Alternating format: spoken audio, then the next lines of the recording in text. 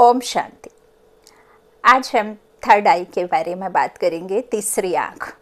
क्या तीसरी आँख सचमुच यहाँ होती है? तो जवाब होगा नहीं। तीसरी आँख माना मन की आँख।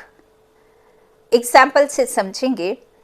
मान लीजिए कि आप कहीं अपने घर से दूर हैं और आपको अपनी माँ की या दूर होकर अपने कोई आशिक की याद करते हैं, तो आपको उस आशिक के पास जाने की ज़रूरत नहीं होती। सेकंड्स में आप उस थर्ड आई से, उस मन की आँख से तुरंत उस आशिक के पास, अपने चाहने वाले के पास, अपनी माँ के पास, अपने पिता के पास, अपने बच्चे के पास, उस मन की आँख से तुरंत वहाँ पहुँच जाते हैं। उसे ही तीसरी आँख कहा जाता है। तीसरी आँख माना आप यहाँ बैठे बैठे मन की आँख से उस जगह पहुँच जाना जहाँ आप जाना चाहते हैं। आप शरीर से वहाँ नहीं रहते, लेकिन मन से आप तुरंत वहाँ पहुँच जाते हैं। अब इस तीसरी आँख का इस समय क्या इस्तेमाल करना है, जो सबसे ज़्यादा ज़रूरी है, जो आपके जीवन को सफल बनाएगा, आपके हर कार्य को सफल बनाएगा, आपकी हर बीमारी को ख़त्म करेगा, आपकी हर परेशानी को ख़त्म करने के लिए इस तीसरी आँख का आपको इस्तेमाल करना है। और वो तीसरी आँख से हमें किससे देखना है? इस मन बुद्धि के नेत्र से, इस ज्ञान चक्षु से हमें उस परमात्मा को देखना है। वैसे ही जैसे हम इधर बैठकर अपने किसी चाहने वाले को याद करते हैं। अब उस परमात्मा की तो कोई मूर्त, कोई सूरत, कोई चित्र, कोई फोटो है नहीं, तो अब उसे आप कैसे मन बुद्धि की आँख से देखेंगे? तो मेरा उत्तर होगा कि आप उसे वैसे ही देखेंगे, ठीक उसी तरह जैसे आप अपनी खुद की आत्मा को देख नहीं सकते, लेकिन आपको यह सच्चाई पता होती है कि हम आत्मा ही इस शरीर को चलाते हैं। जब तक इस शरीर को चल रहा है, इस शरीर को हम चला पा रहे हैं, तब तक हमारी आत्मा इस शरीर में है।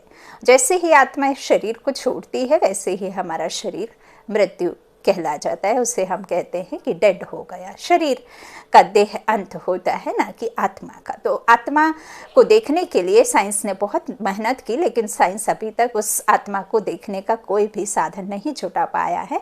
तो वैसा ही जैसा हम आत्माएं हैं इस शरीर में गुप्त रूप में, इस स्थान पर, शरीर के स्थान पर भक्ति की कुटिया में, भक्ति के बीच विराजमान वो आत्मा है। सूक्ष्म से सूक्ष्म है, जिसे हम देख नहीं सकते। जहाँ हम बिंदी लगाते हैं, तिलक लगाते हैं, वहाँ ही वो आत्मा है। ठीक आत्मा के समान ही वो सुप्रीम सोल, गॉड फादर, परम पिता परमात्मा है, जिससे हमें इस तीसरे नेत्र का इस्तेमाल करके, इस समझ के तीसरे नेत्र का इस्तेमाल करके उस परमात्मा की याद में रहना है। उस परमात्मा की याद से क्या होगा? उस परमात्मा की याद से यह होगा कि हमारे जो अपवित्र विचार, हमारे जो अशुद्ध विचार हैं, जो हमारे अंदर में किसी के प्रति मन सा वाचा कर्मणा से द्वेष भावना है, घृणा है, किसी से बदले की भावना है, या किसी के प्रति हमारे मन में कुछ अशुभ भाव है, वह भावनाएं हमारे मन से, हमारे मन तुरंत तो नहीं, थोड़ा समय लगता है, वो धीरे धीरे निकलना शुरू हो जाते हैं। फिर हम कहना चाहिए प्योर, श्रेष्ठ संकल्प करने लग जाते हैं। हम नेगेटिव से पॉजिटिव की ओर बढ़ने लग जाते हैं। वही फिर हमारी आत्मा की शक्ति को बल देता है, जिसकी वजह से फिर हम सफलता को प्राप्त करते हैं। हमारा मन शांत होने लग जाता है। हमारा मन जो अशुभ भावना, अशुभ संकल्प, जो नेगेटिविटी है, उस नेगेटिविटी को धीरे धीरे पॉजिटिविटी में कन्वर्ट होना शुरू हो जाता है।